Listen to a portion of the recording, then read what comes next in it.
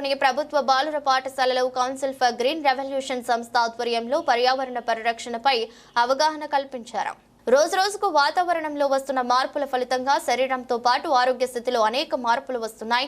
దీనిని దృష్టిలో పెట్టుకుని కౌన్సిల్ ఫర్ గ్రీన్ రెవల్యూషన్ సంస్థ కరీంనగర్ జిల్లాలోని ప్రభుత్వ పాఠశాలలో అత్యధిక విద్యార్థుల సంఖ్య ఉన్న పాఠశాలలను ఎంచుకుని అవగాహన కల్పించడం జరుగుతుంది. దీనిలో భాగంగా జమ్మికుంట పట్టణంలోని ప్రభుత్వ పాఠశాలలో విద్యార్థులకు పర్యావరణ పరిరక్షణ, వాతావరణంలో వచ్చే మార్పులను గురించి తెలియజేయడంతో పాటు ప్లాస్టిక్ ను క్రమక్రమంగా పూర్తిగా నివారించాలని నిర్వాహకులు తెలిపారు. కార్యక్రమం పాఠశాల విద్యార్థుల నుండి తీసుకున్నట్లయితే గ్రామంలోని ప్రజలందరికీ తెలియజేయడంతో పాటు ప్రతి ఒక్కరూ ఆరోగ్యవంతంగా ఉండేందుకు తగిన చర్యలు తీసుకుంటారని పేర్కొన్నారు. కార్యక్రమంలో సదానందం, హేమలత, నగేష్, శంకరయ్యతో పాటు తదితరులు పాల్గొన్నారు. రోజు మన పాఠశాలలో మంచి ప్రోగ్రాం ఏర్పాటు చేసుకున్నందుకు మనందరికీ సంతోషదాయకం.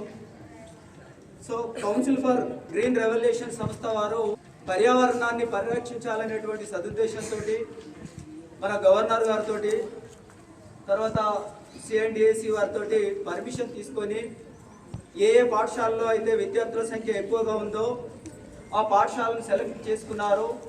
మన జిల్లాలో ఎక్కువ సంఖ్య ఉన్నటువంటి పాఠశాలల్లో మనది కూడా ఒకటి కాబట్టి ఆ జిల్లాలో ఉన్న 15 పాఠశాలల్లో మన పాఠశాలలో కూడా ఉండడం, ఆ సంస్థ వారు మన పాఠశాలను సెలెక్ట్ చేసుకున్నందుకు సంస్థ వారికి మన పాఠశాల తరఫున కృతజ్ఞతలు, అభినందనలు తెలియాల్సిందిగా గట్టిగా చెప్పారు. ప్రపంచవ్యాప్తంగా ఎదుర్కొంటున్నటువంటి ప్రధాన సమస్య పొల్యూషన్, అధిక జనాభా. వీటిని ఏ విధంగా ఈ పొల్యూషన్ నుండి మనం కాపాడుకోవాలి? ఈ పొల్యూషన్ వల్ల వాతావరణ మార్పులు చూడండి సడన్గా వస్తున్నాయి. తర్వాత వర్షాలు వస్తే విపరీతమైనటువంటి కుంభవృష్టి, చలికాలం వస్తే విపరీతమైన చలి, ఎండలు వస్తే సడన్గా, ఇప్పుడు చలి మార్నింగ్ విపరీతంగా ఉంటుంది, సడన్గా ఎండ వస్తుంది.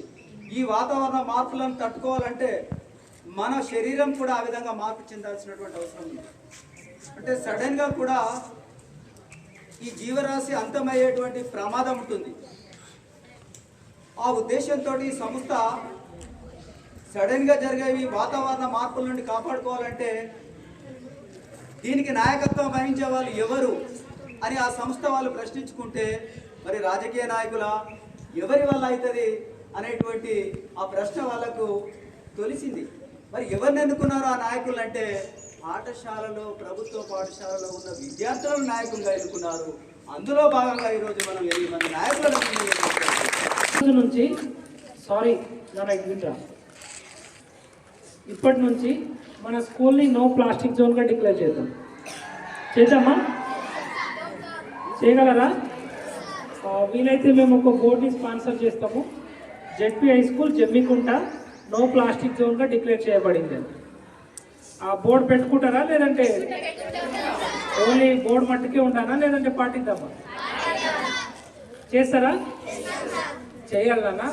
ఎప్పుడైతే మీరు గేట్ నుంచి ఎంటర్ అవుతారో ఒక చిన్న ప్లాస్టిక్ ముక్క కూడా మన స్కూల్లోకి రానివ్వద్దు. అవునా?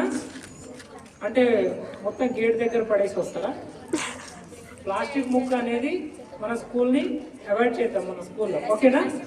చేయగలుగుతారా? Thank you so much. నన్ను అందరికీ చాలా శ్రద్ధగా విన్నారు అందరూ.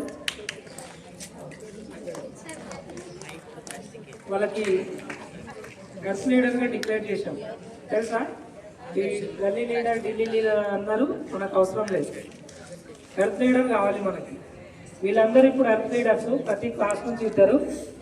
అంటే వాళ్ళు మాత్రం హెల్త్ లీడర్స్ అసలు మేము కాదంటే అలాగేం కాదన్నా, మనం అందరం హెల్త్ లీడర్సే. ఈ భూమాత కోసం ఎవరైతే ట్రస్ట్గా పనిచేస్తారో వాళ్ళందరూ హెల్త్ లీడర్సే. వీళ్ళు మనకి లీడ్ చేస్తారు కాబట్టి లీడ్ హెల్త్ లీడర్.